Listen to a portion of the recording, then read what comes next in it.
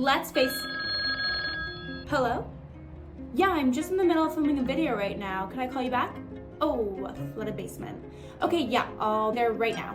Let's face it, nobody wants to get a call in the middle of the night from their tenant with an emergency repair.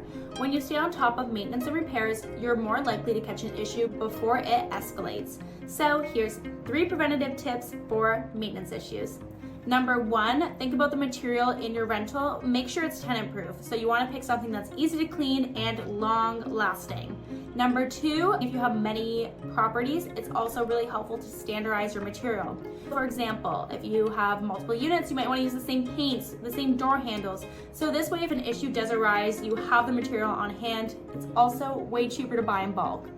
And 3, make sure you document your repairs and maintenance, because certain items in your home might need to get replaced every 3 to 6 months. So this way you are doing it in a timely manner before it becomes